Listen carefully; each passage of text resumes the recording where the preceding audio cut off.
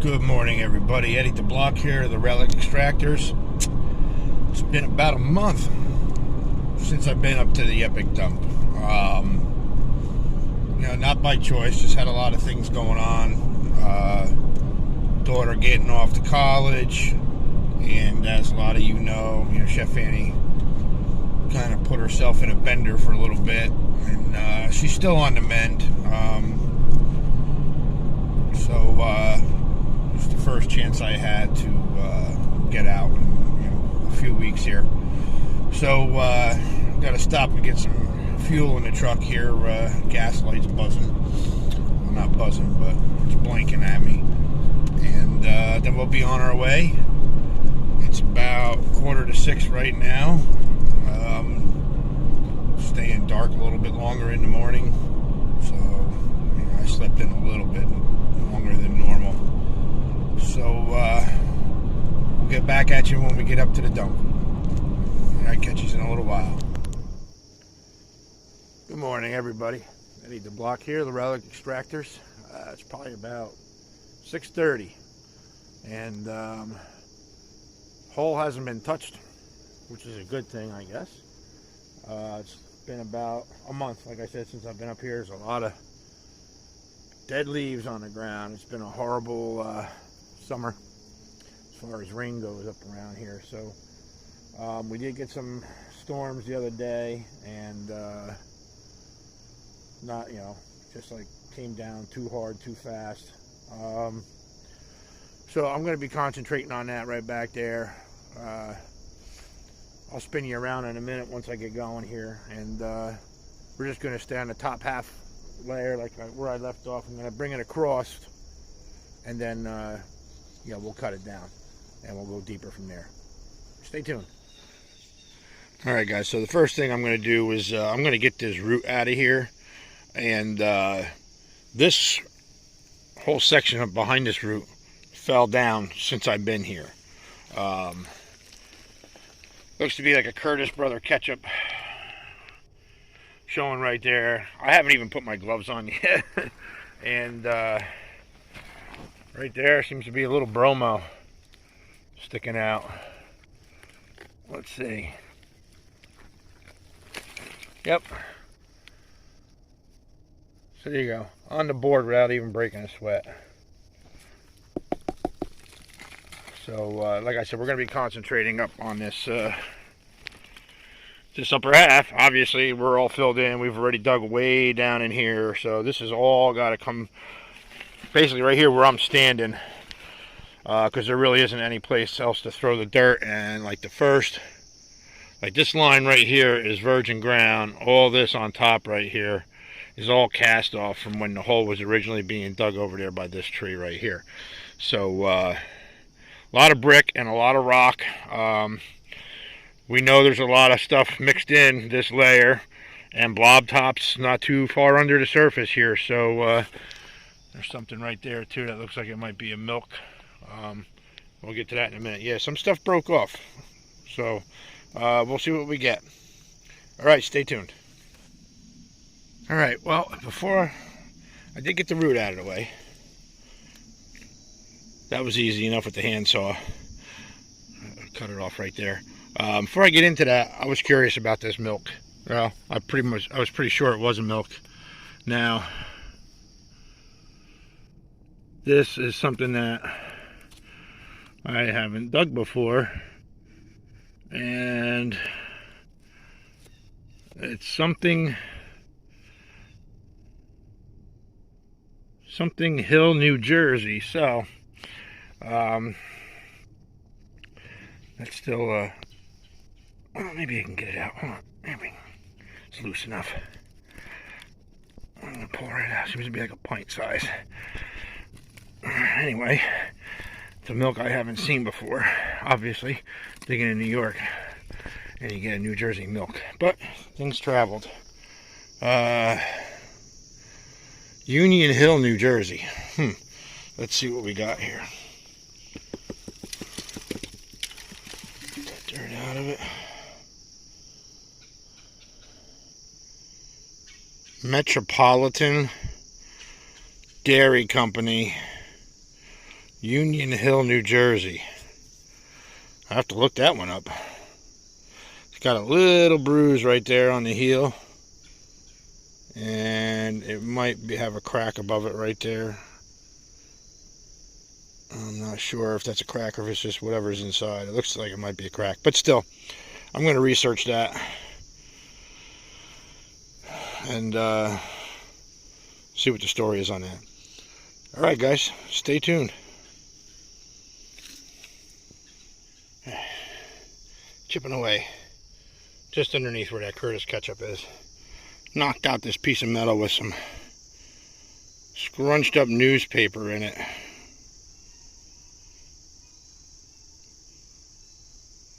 So, I don't know. We'll see when it's from, but not right now. A little bit later on. And I think there's a bottle right there. Right here. It's broken though. Looks to be a jar. We'll see what it was. Anyway. Alright guys, stay tuned. Alright guys, working my way from left towards the right. And right here, it's a ground lip whiskey flask. I don't know if it's embossed yet or not. I can't see anything on this side. But if you watched my preview yesterday or the day before, whenever I did it, I have a couple of these up at auction. So we'll see what we got here. It's still, oh, actually it's kind of loose. Let's see if we can just wiggle her out. Everything is so dry. It's an unembossed one. Nice little flask though, nonetheless. Nice ground lip on it. Actually, no damage to it.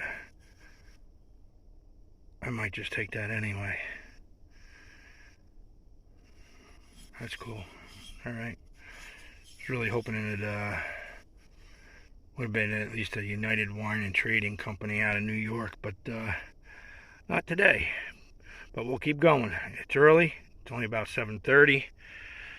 And I got a few hours yet. So I'm just trying to get back into the swing of things here and give you guys something to stare at for a little while other than just auctions. So, alright, we'll be back. Stay tuned. Alright guys, still chipping away. Just kind of to the right a little bit of that tree. I gotta watch all this right here that's falling through is from what was dug on the other side. So up until like about this point here over, it's all virgin ground, but the roots are just too immense and tightly packed in here. So I got to work around the other way, I guess. Anyway, nice pint-sized warranted flask with a blank circular slug plate, probably around 1910. Just rolled out. Oh, actually, I just picked it out right up in there. So, we'll keep going. And we'll see you on the next one. Stay tuned. I just had a big chunk break off right here. Another reason why I'm not digging deep, since I'm here by myself, middle of the week. Well, another pint size, or actually probably a half pint. I don't know. Warranted flask, nice little aqua one. Just kind of came out with the break off right here, and I'm just gonna chisel around through here, back around, and I'm just gonna let it fall, and then we'll be able to clean out the whole midsection up here. And just on the other side where that log's going across is the hole that John was working on, which was Andy's old hole before he split for Georgia/Alabama. And we'll have to figure out a way to get around this another day. So I'm just going to concentrate on this upper 4 or 5 foot layer here today, and we'll see what we get in the next couple hours. Alright guys, stay tuned. Alright, well, A lot of common stuff. I've already pulled about 4 or 5 that I didn't film. A nice big chemical bottle though. Nice rolled lip on it. 2394 catalog number on the base. By around 1900, 1910. So I'm not taking these right now. I'm still waiting. See, there's a couple laying over there that I tossed for now, and a couple others. A little amber there. So I've only got about 2 hours. Shift Annie's up, so I got to make sure I get back to take care of her a little bit and help her out around the house, and she's still kind of immobile. All right, we'll get back at you. Stay tuned. Well, it's starting to get humid. It smells like fall though. It's coming early this year. Let me grab my little knee pad rest thing here. This little piece of foam. I got to kneel on this for a second. So I'm sure you can see this right here. Let me get these roots out of the way. This right here, so far, looks to be whole, and it could be a GILKA SCHNAPPS from Germany. At least that's the way it looks on the base. I can't really tell, but it's older. It's really, really dark. It's like black. So I'm going to take my time. This is really, really packed in there, and it's probably going to take me about 15-20 minutes to gently work around this. There's that little cosmetic jar right down there, and then there was a broken Moxie that came out of this hole right there. Hang on, I can just tell you, just by that little piece of shard right here, where it said Moxie on the shoulder. Had a little mass. So, all right. This is going to take me a little bit. Let's both have a little patience, and hopefully it's whole and full of good embossing. The base is embossed. I just can't tell if it's a GILKA or, boy, if it was a MOMP, that would be fantastic. All right, either way, let's just pray that it's whole. Stay tuned. That was a lot of surgical tenderness with this tool, but my confirmation is exactly that. It is a GILKA, and after I started wiping the base off, I could see the 2 soldiers, one on each side of like a crown on a throne.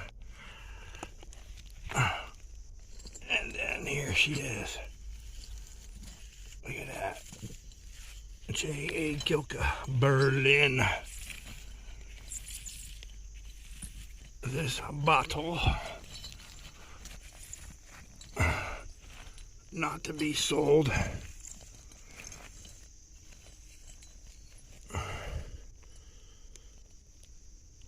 Store number 9. And then got like the signature embossing. GILKA on the front. Oh my God, it's even got a little bit of the label on it. And it looks like it says ammonia.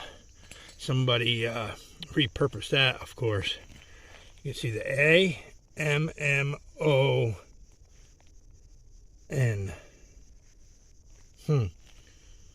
That's crazy. I've actually found bitter quail bottles in here too with ammonia labels on them. I'll leave it. So let's get this out here in the sun a little bit. Yeah. All right, let's come up here with it. Bear with me.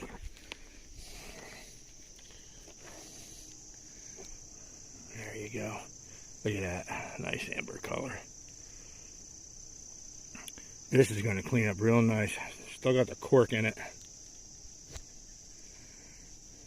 So the inside is basically flawless. A little bit. Oh, there it goes. It just fell out actually. Smoker. It's a $90 bottle, guys. $90. May as well be $100. All right. We'll rest that puppy down right there. We'll see what else we can get. All right, stay tuned. If this is all I get, it's a day maker. Later. You're okie dokie, guys. Got another bottle sticking out. I don't think it's embossed. Looks like a slick med, but we'll check it out. It's pretty loose. Yeah, big slick. Probably around 1915 or so.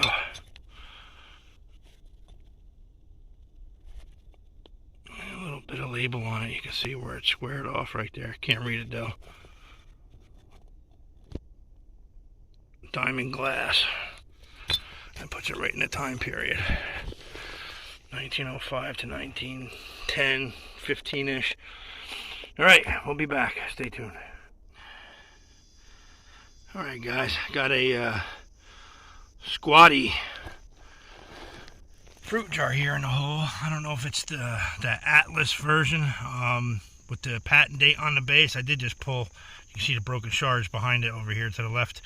I just did pull a base of one out with a bunch of other stuff. I just hit into a pocket of glass here.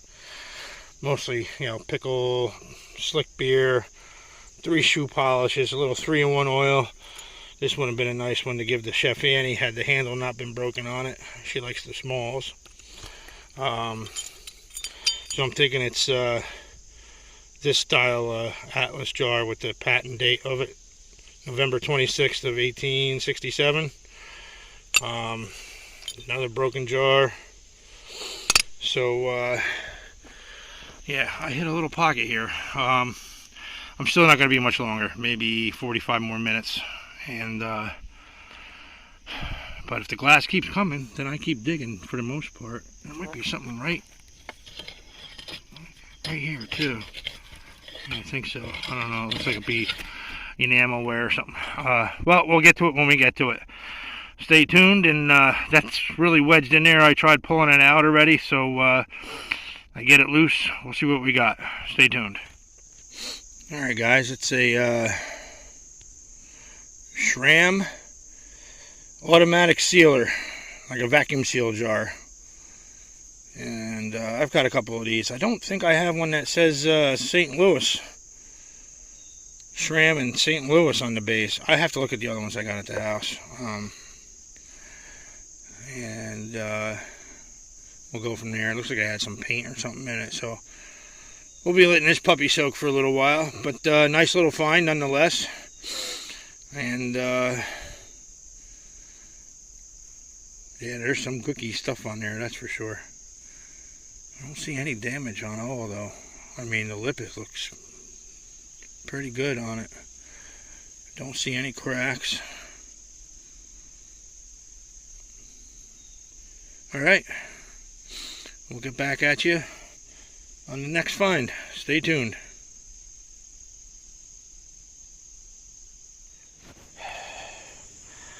Alright guys, so I got to start packing up. So I kind of just filled that in a little bit right there. Keep people out of it hopefully. And I'll clean that out next time we get up here. So here's some shards that came out before. And we have some older stuff too. You know, tells a tale here. I said the 3 shoe polish bottles, 3-in-1, slick beer, pickle or olive jar. And then as I was knocking that down a little bit, I had 2 pipe bowls roll out. This one first. Pretty heavy. It's pretty thick for a pipe bowl. Got some density to it. And this one here, it's got the mark on it right here on the stem. See if we can read it here.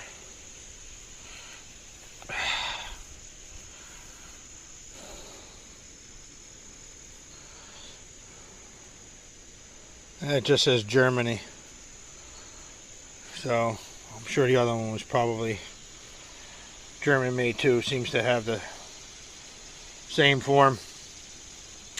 So we got the two pipe bowls, one with partial stem on it. The bromo, there's an old toothbrush there.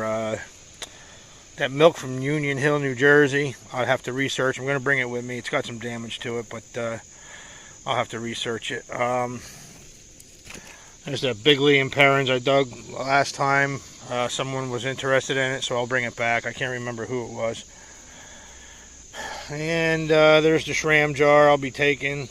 The warranties I'll probably leave behind for now. And my prize of the day, the J.A. GILKA schnapps bottle. It is an older one too, so I'll put that one at about 1880s. And we'll get them cleaned up, and we'll show you on the wrap-up. Alright guys, have a good day. Alright, good afternoon everybody. Eddie DeBlock here of the Relic Extractors. Here's the cleanups from this morning's digs. I said I didn't have much to show for. I was only there for a short period of time today. Like I said, it was only like a 3-hour dig, and you know, I had to get back here to help Chef Annie out with a few things as she's still on the mend. Speaking of the devil, no pictures today. She's kind of walking around with a belt around her waist here. So anyway, let's just get right down to it. So I had to wait a little while for this to get cleaned up. I let it soak in the muriatic acid for a little while. It's Light Aqua SHRAM Automatic Sealer B. You can see the letter B right there. There's different variants of this. St. Louis, SHRAM St. Louis on the base. Nice whittled look to it. It's unbelievable. Came out pretty clean. There was some pretty sticky stuff in there. But an hour in the muriatic acid did the trick. Next up is the Metropolitan Dairy from Union Hill, New Jersey. And I don't know if you can see it on the camera here, but it's got a light SCA color to it. So that puts this milk at about 1910 to 1914. These cars are always going to be here, especially now that school's in here in Pennsylvania. We'll get to that in a second. Here's that larger size Lee and Perrins. Normally we find the ones that are like half the size. It's one I left there a couple weeks ago. Actually a month ago. And this was also from the last dig. It was soaking in the muriatic acid. John Coleman Brewing. Nice crown. Blown crown. Nice color. Great embossing. Cleaned up really nice. And we have the little bromo, which we're all familiar with. Pipe stems, or pipe bowl. In Germany. And then look at all the resin inside of that bowl. I was like, why is this thing so heavy? And then trying to make that out.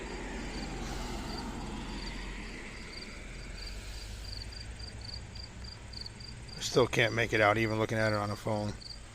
Maybe once I get it up on the video here, we'll take a look at it. And look at all the resin inside of there. That's why it's got some weight. Chef Fanny is going to try and read it for me.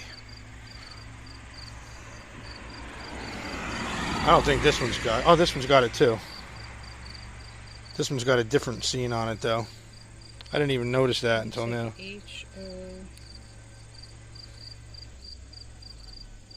It's definitely, whatever it is, it's German, Anne-Marie. Yeah, it says, and then it says like R-U-L at the end. Maybe H. It almost looks like it says Hootapole, and that's a beer name from Ohio, I think. So, but anyway, then we got this beast here. Look at the shine on it. It cleaned up really, really nice. Like I said, the cork was in it when I dug it, so kept it kind of clean on the inside. And there's the monogram on the base of the two soldiers next to the throne. So that one I'm going to keep, and then I'm going to be finding one of the other ones to rotate out in a future auction. So keep in tune for that. All right, guys. I'll have a slideshow to follow. Hope you enjoyed the video and today's dig, and we'll see you Friday night at the auction. God bless and take care.